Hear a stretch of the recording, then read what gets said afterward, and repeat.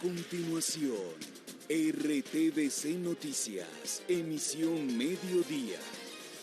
Este programa es para toda la familia. No contiene escenas de sexo ni violencia. Los menores deben estar en compañía de los padres o un adulto responsable. Contiene sistema closed caption. Este programa fue financiado con recursos del Ministerio de las TIC. Mucha atención, que hace minutos terminó un consejo de seguridad aquí en Bogotá. La alcaldesa Claudia López aseguró que continúan las investigaciones por los múltiples homicidios de este año en la capital del país, por el control del tráfico de drogas. Las autoridades tratan de desmantelar la organización criminal denominada el 3 de Aragua, que según la información de la policía y la fiscalía ya deja 19 personas muertas. Esta es una información en desarrollo. Por ahora, estos son nuestros titulares. Presidente Gustavo Petro en Consejo de Seguridad en el Tarra, el municipio del Catatumbo, donde su avanzada de escoltas fue atacada a bala. Cambios en el texto de la reforma tributaria. Se mantienen exenciones a combustibles en zonas de frontera y no se aplicarán impuestos a la exportación de oro. 19 generales salieron del ejército. Les contamos cómo quedó la nueva línea de mando. Vuelve y juega. Aplazada la audiencia contra Jonier Leal. La defensa argumentó no conocer pruebas de la fiscalía. Comisión de seguimiento en el Congreso para casos de jóvenes de la primera línea encarcelados. Analizarán cómo gestionar su libertad. Por fin, hoy el distrito dio a conocer el plan de obra para reparar el hueco en la calle Tercera. El daño ocurrió hace casi 3 meses. Sigue la ola de crímenes en el Valle del Cauca. 2 personas asesinadas en Jamundí. Intolerancia. En menos de 24 horas, 3 hechos ocurrieron en diferentes ciudades. ¿Qué está pasando con la convivencia? Nuevo abuso contra turistas en playas de Cartagena. Les cobraron 2.600.000 pesos por 2 mojarras y 4 cervezas. Y no se sabe quién controla. Arquidiócesis de Medellín reveló el nombre de 26 sacerdotes investigados en casos de abusos a menores de edad. Lo hizo por orden judicial. En deportes, baloncesto y voleibol siguen sacando la cara por Colombia. Ambas selecciones ganaron. En cultura, prográmese con los estrenos de Señal Colombia y RTVC Play. Se nos pasa por la cabeza. Ustedes parecen bobos, ¿no?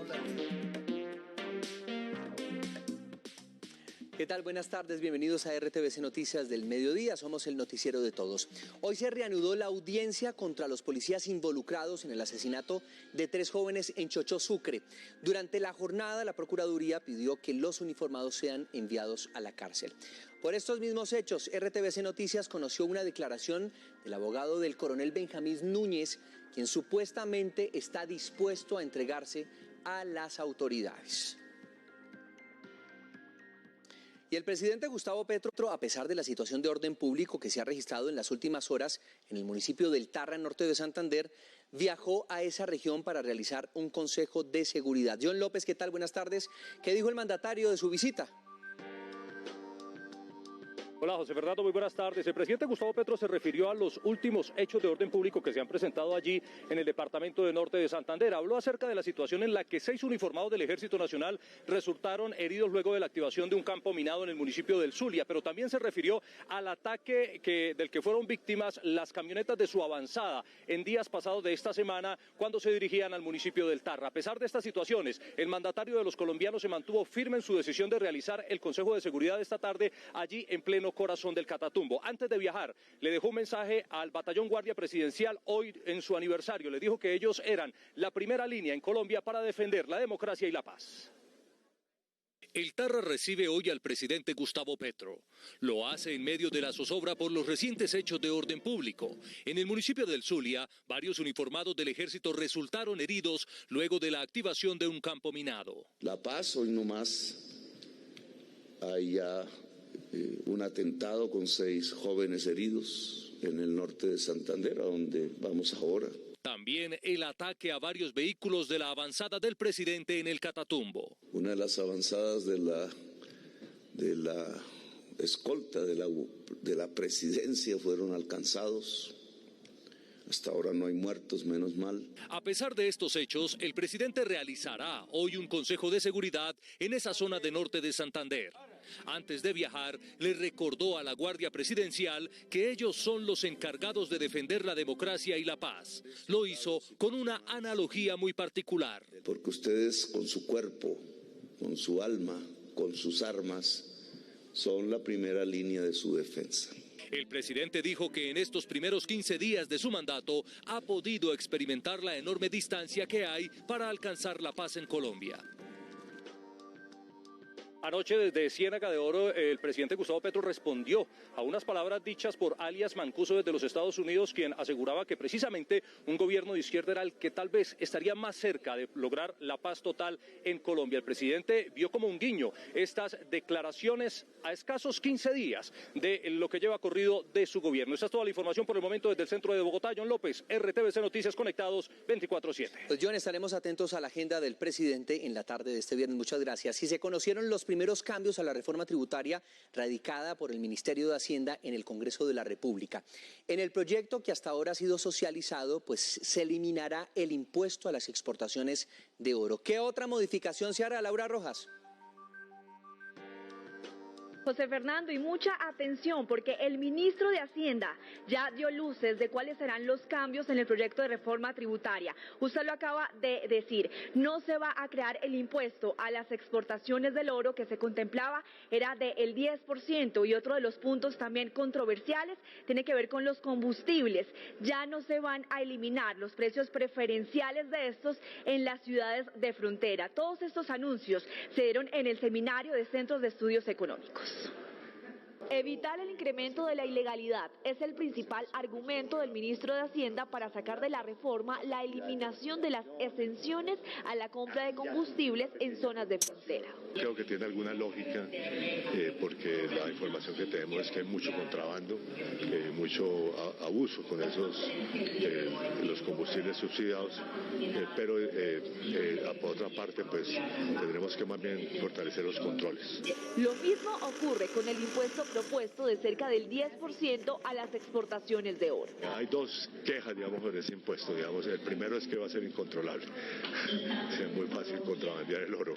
Entonces, de hecho, mucho oro que exporta Colombia es contrabandeado. El gobierno está estudiando nuevas fuentes de ingresos para el país, además de la reforma tributaria, como la venta de electrificadoras. Vamos a ver algunos activos si se venden, pero no al sector privado, sino a otras empresas públicas, sobre todo en la parte energética a la EPM y a la empresa de energía de Bogotá. Son 7 electrificadoras que entraron en proceso de valorización desde el gobierno anterior. José Fernando, como lo veíamos en el informe, el gobierno está buscando otras fuentes de ingreso y las 7 electrificadoras que están en proceso de valorización se las voy a leer. Electrificadora del Meta, electrificadora del Huila, centrales eléctricas de Nariño, centrales eléctricas del Cauca, electrificadora del Caquetá, distribuidora del Pacífico y empresa de Urrá. Laura Rojas, RTVC Noticias, conectados 24/7. Laura, muchísimas gracias. Y por fin hay respuesta para los habitantes del barrio Galán Occidente de Bogotá. El IDU anunció el cierre por 5 meses más de la calle Tercera en la localidad Puente Aranda, luego del hundimiento de una calzada. Edwin Suá, ¿qué tal? Buenas tardes. ¿Qué dice la comunidad? Hola, ¿qué tal? Muy buenas tardes, José, para usted, para todos los televidentes. Les remito directamente lo que nos dijeron los habitantes y comerciantes de este sector a los micrófonos de RTVC Noticias. Por fin, por lo menos, comenzaron las obras de arreglo aquí en esta importante vía en la localidad de Puente Aranda. Sin embargo, algunos ya tomaron la penosa decisión de cerrar sus locales y buscar arriendo en otro lugar de Bogotá, pues dicen que las pérdidas económicas son multimillonarias. El director del IDU ofreció excusas y pidió pues a la comunidad paciencia para tratar de arreglar este inconveniente en menos de 5 meses. En el siguiente informe les comentamos más quejas e implicaciones que está quejando a esta comunidad. Este es el panorama de la calle Tercera entre las carreras 67 y 57A luego de 2 meses. Y el siguiente, el anuncio de las autoridades competentes. Para eso ya el contratista está comenzando a hacer unas adecuaciones aquí, a hacer la plataforma de la máquina piloteadora, y el plazo de construcción de ese muro y volver y recuperar la calzada es de 5 meses en total. Esperemos hacerlo lo más rápido posible. Los comerciantes del sector no creen que en ese lapso de tiempo les den solución. Primero habían dicho que 2 meses, luego que 3 y mira ya 5, ayer o antier nos dijeron que hasta abril del otro año, entonces pues no se puede seguir esperando. Argumentaron que no solo los problemas de movilidad los está aquejando. Estas polisombras por esta cuadra son la protección de los ladrones, porque nadie ve que están atracando a una persona ni nada. Nosotros vamos a tomar la decisión de trasladarnos, ya que pues uno pues está viendo afectadas las ventas del local, dos, yo pues como vendedora acá del local pues he estado como enferma porque los olores, la tierra, la contaminación, el ruido. Los trabajos de recuperación total de la vía costarán alrededor de 3.000 millones de pesos. El valor de los estudios y diseños para la atención de la emergencia fue de 200 millones de pesos. Nosotros nos comprometimos con la comunidad a hacerle seguimiento a estos trabajos y esperando que realmente el IDU cumpla con el tiempo establecido. Es todo por ahora desde el suroccidente capitalino. Edwin Suárez, RTVC Noticias, conectados 24/7. Ahí estaremos atentos para que se cumpla ese tiempo. Muchas gracias, Edwin. Y fue instalada en el Congreso de la República la Comisión Accidental para la verificación de garantías y derechos humanos de las personas capturadas en la protesta social. Los congresistas buscarán alternativas para liberarlos. Según el representante Alirio Uribe, serían 198 personas que tienen medida de aseguramiento intramural y cerca de 60 con detención domiciliaria. Este fin de semana iniciarían los recorridos por los centros penitenciarios en la cárcel de Acacías Meta para verificar las condiciones en las que se encuentran los jóvenes. De entender que la protesta social no es un delito y en la medida en que no es un delito, si hay personas injustamente detenidas, vamos a propiciar que esas personas sean excarceladas. Sí vamos a verificar que se cumpla el debido proceso, que exista garantía de protección y defensa de los derechos fundamentales de cada uno de estos jóvenes. La oposición manifestó su inconformidad con una decisión donde, según ellos, no fueron tenidos en cuenta. Hacen una comisión para ofrecer impunidad a los integrantes de primera línea. Ahí están los responsables de haber decapitado a un motociclista en el Portal de las Américas en Bogotá y a los que secuestraron un bus del SITP. La ONU Derechos Humanos de Colombia celebró la conformación de la comisión y se ofrecieron para asesorar. Desde ONU Human Rights saludamos la creación de la Comisión Accidental para la verificación de garantías y derechos humanos de las personas capturadas en el marco de la protesta. La comisión desarrollará un trabajo conjunto con la Defensoría, Procuraduría y Fiscalía. El próximo 5 de septiembre se realizará una audiencia pública para organizar la agenda de la comisión. Ante los recientes anuncios del Gobierno Nacional sobre la suspensión de los bombardeos en campamentos de organizaciones criminales que tengan presencia de menores de edad, los cambios en la política de extradición y también la erradicación de cultivos ilícitos, el Centro Democrático prepara un debate de control político. Según los congresistas de la oposición, citarán al ministro de la Defensa, Iván Velásquez, para que explique ante el Congreso las razones de las decisiones del Gobierno Nacional en lo relacionado con la lucha contra el narcotráfico y si esta realmente ayuda a acabar con ese flagelo en el país. ¿Cuáles son las condiciones para limitar esa que es una herramienta tan importante para el combate al crimen transnacional? Y el anuncio de no erradicación de manera forzosa, porque la Casa Blanca ha dicho que en Colombia hay más de 200.000 hectáreas de coca que hoy están produciendo por hectáreas casi 8 kilogramos de clorhidrato de cocaína. Y aplazan por tercera vez audiencia preparatoria contra Jonier Leal por doble homicidio. La defensa de Jonier pidió el aplazamiento argumentando que necesita más tiempo para revisar el material probatorio. Hoy la Fiscalía y la defensa del imputado debían presentar los elementos materiales probatorios que serían usados en el juicio. No obstante, la abogada Juliet Velásquez, abogada de Jonier, pues pidió más tiempo para desarrollar una audiencia y una adecuada defensa técnica. El presidente Gustavo Petro y la senadora María Fernanda Cabal se reunieron en la Casa de Nariño para hablar sobre la seguridad de la congresista y también la de su familia. Según fuentes oficiales, el mandatario convocó el encuentro luego de conocer las amenazas en contra de una de sus hijas, quien tuvo que sacarla del país. El presidente Petro se habría comprometido a reforzar la seguridad de la congresista. 12:14 minutos del mediodía y un nuevo ataque sicarial ocurrió en el Valle del Cauca. Una balacera en Jamundí dejó 2 personas muertas. Ya son 4 asesinatos bajo esta modalidad en menos de 48 horas. Alejandro Muñoz, ¿qué tal? Buenas tardes. Hola, buenas tardes. Pues ya las autoridades tienen identificadas a las víctimas. Una de ellas sería oriunda del municipio de Tuluá, en este caso que se presentó en Jamundí. Pero pues recordemos que en el Valle del Cauca se han dado otras situaciones de muertes colectivas como lo que ocurrió en Buga. Pero solo hasta hoy, en toda esta semana, se han presentado 18 homicidios en total en distintos municipios del Valle del Cauca. Por eso, a través de estrategias de la Gobernación del Valle del Cauca, busca reducir las cifras en ciudades como Cali, Palmira, Cartago, Tuluá, Buga y Buenaventura, en donde ya se ha logrado una disminución entre el 3 y el 31% de los homicidios. Pero ¿qué ocurre en el Valle del Cauca? Les contamos. En el barrio Alférez, en el norte de Jamundí, en medio de una balacera, 2 personas perdieron la vida. Ante la ola de violencia se adelantan consejos de seguridad en diferentes municipios del Valle. Solo en Buga hubo 3 ataques sicariales en un día. Es así como se ha establecido patrullajes conjuntos, una bolsa de recompensa de hasta 40 millones de pesos y el fortalecimiento de las capacidades investigativas por parte de la Fiscalía. Según expertos en seguridad, la mayoría de estos asesinatos estarían relacionados con temas de narcotráfico y microtráfico e incluso de delincuencia común. De un lado, las dinámicas regionales de conflicto armado que exponen a municipios como Buga, como Buenaventura, incluso como Cali, a efectos de confrontación entre fuerzas militares y actores ilegales, así como de operación criminal, y el impacto de esas dinámicas en el ámbito local. Esta semana en la vía Villarrica fueron hallados los cuerpos de 2 adolescentes de 17 años de edad. Hace pocas horas fue revelado un video de un nuevo ataque sicarial en una cancha de fútbol en Cali. Aún se desconoce el estado de salud de la víctima. Por segunda vez en una semana, turistas de Cartagena fueron víctimas de cobros excesivos. Esta vez 2 ecuatorianos pagaron, escuchen bien, más de 2 millones de pesos por 2 almuerzos. Más información con Jessica Valdés, periodista de la Radio Nacional.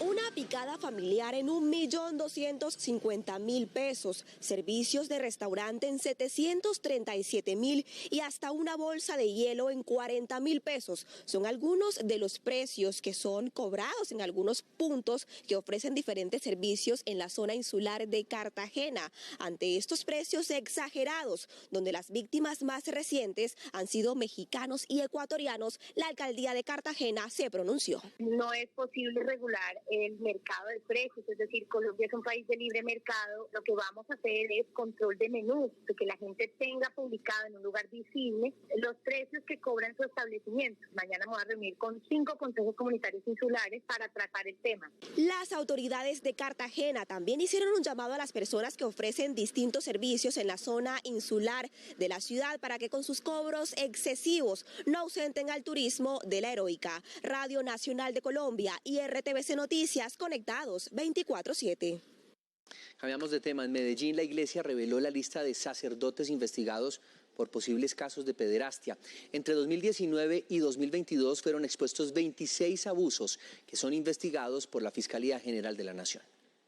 Los supuestos nombres de los 26 religiosos que están denunciados por supuestos casos de abuso a menores fueron revelados por la arquidiócesis de la capital de Antioquia. En los últimos 30 años, 36 sacerdotes han sido investigados, 11 denuncias fueron desestimadas por la Fiscalía. Los abusos cometidos por algunos sacerdotes que nos duelen profundamente, que lamentamos una vez más y que condenamos decididamente, no pueden ser manipulados para decir que toda la Iglesia es una empresa de crimen organizado. El arzobispo aseguró que publicó la lista luego de conocerse una campaña que calificó como malintencionada contra la Iglesia Católica. La Iglesia Católica viene recibiendo una constante ofensiva por parte de algunas personas que, aprovechándose de hechos aislados, pretenden desacreditar a todos los obispos y sacerdotes. La información entregada por la Iglesia Católica se realizó en cumplimiento de que el periodista Juan Pablo Barrientos instauró un incidente de desacato al considerar que el arzobispo no había cumplido la orden de la Corte Constitucional. En Bucaramanga continúa la polémica con el entrenador de atletismo Giovanni Vega, que fue acusado de abuso sexual contra menores de edad. Aunque Vega fue capturado el 17 de julio, no ha sido trasladado a una celda por una falla cardíaca. Nos llega una orden judicial que lo debemos presentar ante otra vez a centro hospitalario. Y al día de ayer o hoy nos llega también una orden de que lo presentemos a medicina legal para ser valorado por posible estar con problemas mentales. Y atracaron a un hombre dentro de un banco en La Ceja, Antioquia. Esta es la cuarta denuncia por robos a entidades bancarias en el departamento durante este año. El video muestra cuando un hombre entra a la entidad bancaria, aborda al ciudadano que estaba haciendo fila y luego de forcejear le roba una alta suma de dinero.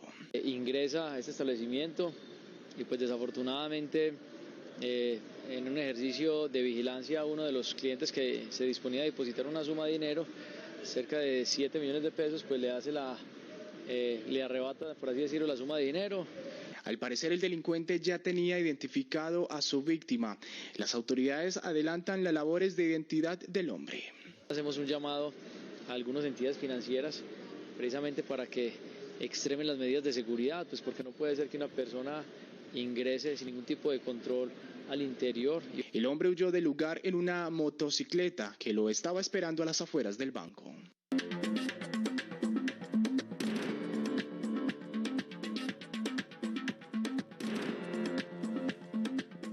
Abro comillas. Rusia puso a los ucranianos y a todos los europeos a un paso de un desastre de irradiación. Cierro comillas. Esa fue la afirmación del presidente de Ucrania de la reconexión de la planta nuclear de Zaporilla. Los reactores atómicos permanecieron desconectados unas horas por los incendios que circundan la central. De los puntos cardinales de Ucrania, ni muy al norte ni muy al sur, más bien al centro, se ubica su nodo más potente pero a la vez más vulnerable. Si los generadores diésel no se hubieran encendido, si la automatización y nuestro personal de la planta no hubieran reaccionado después del apagón, ya estaríamos obligados a superar las consecuencias del accidente de radiación. Zaporilla alberga la planta de energía nuclear más grande del continente. En Europa, ninguna instalación consigue generar 6.000 megavatios, electricidad suficiente para 4 millones de hogares. De ahí que comprometer su funcionamiento cortándole tan solo durante horas la electricidad suponga riesgo de un accidente atómico del que el mundo se salvó. La planta fue reconectada. La energía nuclear no debe ser un instrumento de guerra. La soberanía de los estados debe respetarse respecto a las instalaciones nucleares. Los minutos que tuvieron al mundo en vilo coinciden con nuevos visos del recuento de daños que hacen de Ucrania. Human Rights Watch denunció que al menos 689 civiles murieron por ataques rusos con bombas de racimo. A pesar de ello, el show continúa en espacios como este y algunos como Letonia borran toda huella rusa en su suelo. El regulador de energía del Reino Unido anuncia que el país experimentará un aumento del 80% en las facturas anuales de energía doméstica.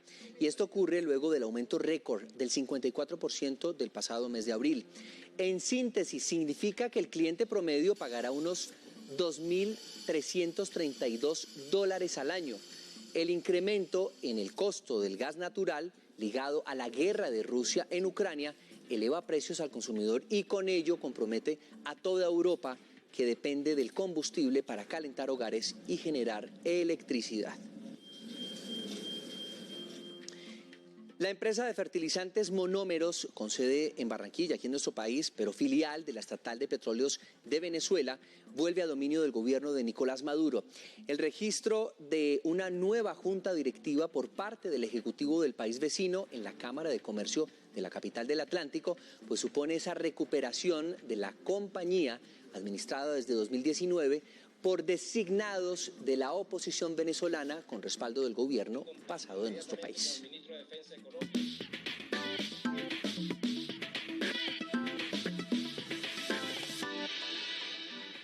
Muy buenas tardes, qué alegría saludarlos aquí en esta emisión de RTVC Noticias. Comenzamos con la información deportiva y además con buenas noticias. Y es que la selección colombiana de baloncesto volvió a hacer lo impensado. Venció a México en las eliminatorias rumbo al Mundial que se va a disputar el próximo año en Filipinas, Japón e Indonesia. Así fue la noche épica de los cafeteros en suelo mexicano. asistencias, la selección consiguió un triunfo histórico y una vuelta inolvidable. Remontar 20 puntos para seguir soñando. Ganarle a México con los jugadores que tiene, las cualidades que tienen, es algo muy importante para nosotros. Creo que Colombia, el baloncesto de Colombia, todos estamos luchando para que crezca y esa es la idea. Y otro deporte de conjunto que sigue haciendo historia es el voleibol, pues la selección Colombia femenina ganó 3-0 ante Nicaragua y espera rival para las semifinales que se están disputando este sábado en la Copa Panamericana en Hermosillo, México.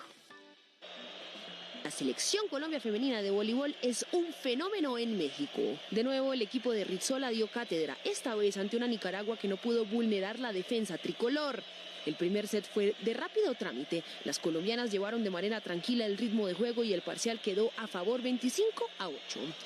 El segundo set dejó ver una mejor lectura del partido de parte de las rivales y pese a que Colombia lidió con una ofensiva más efectiva de las centroamericanas, terminaron por sentenciar el 2-0. En el tercer set se repitió el marcador 25-12 con una zona de bloque imponente para las nuestras, primeras del grupo B con 20 puntos y con cupo directo a semifinales. Yo creo que dar siempre lo mejor es lo que buscamos todo el tiempo. Creo que somos un equipo muy consolidado y lo demostramos en la cancha, además de que somos muy unidas. Eso se nota mucho desde afuera y nada, esperamos dar lo mejor y ganarle a que se atraviese.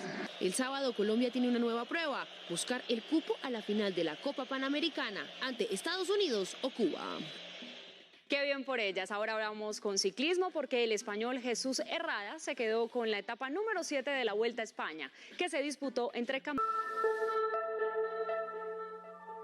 Ojo, pues que llegamos a oportunidades. Atentos porque una reconocida empresa de comercio electrónico abrió 2.000 vacantes aquí en nuestro país. Aquí les contamos cómo se pueden aplicar.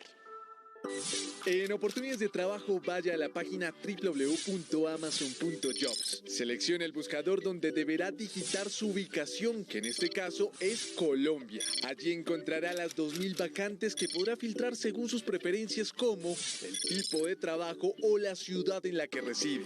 Algunos de los empleos disponibles son arquitecto de soluciones, ventas, publicidad, administración de cuentas, gestión de proyectos, entre otros. Seleccione la de su interés y lea con atención la descripción de la vacante. Atentos, es necesario cumplir con las cualificaciones básicas requeridas por la empresa, luego tendrá que dar clic en aplicar ya y seguir el paso a paso. Ojo, la empresa no solicita dinero en el proceso de admisión. Y muy importante, recuerde que si quiere seguir informado 24/7, nos encuentra en todas nuestras redes sociales como RTVC Noticias.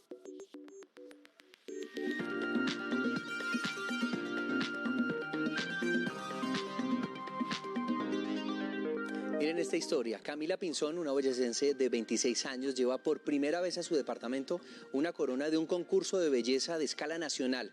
Bajo esa corona está una mujer con 2 maestrías empeñada en conseguir una revolución educativa de Rakamandapa.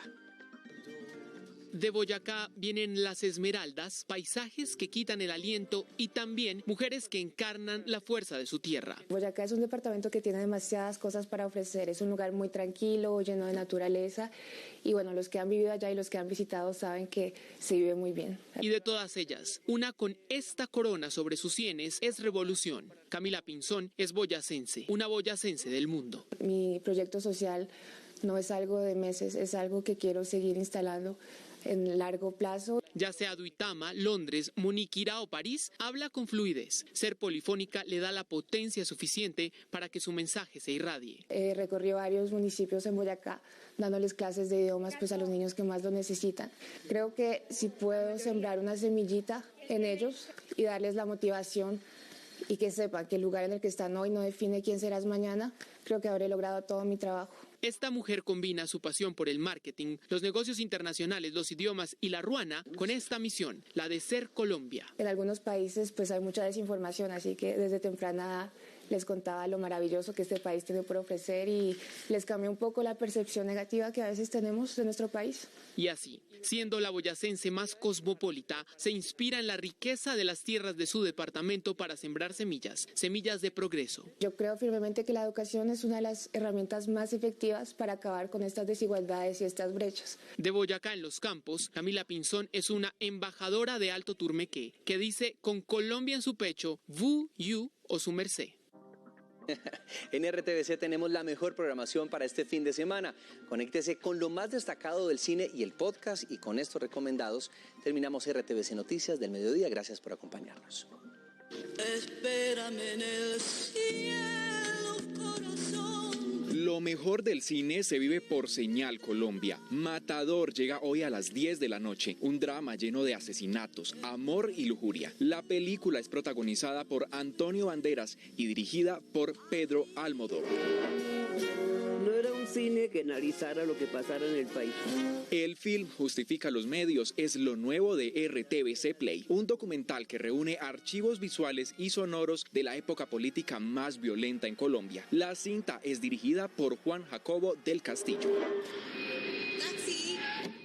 RTVC Play estrena episodios del podcast Relatos Amarillos, una producción sonora que narra las historias más descabelladas de la vida de los taxistas. Conéctese con este y más estrenos en las pantallas de RTVC. Sus historias, relatos extraordinarios que por razón de su trabajo son para los artistas pan de todos los días. Cada episodio les traeremos uno o más. RTVC Noticias del Mediodía.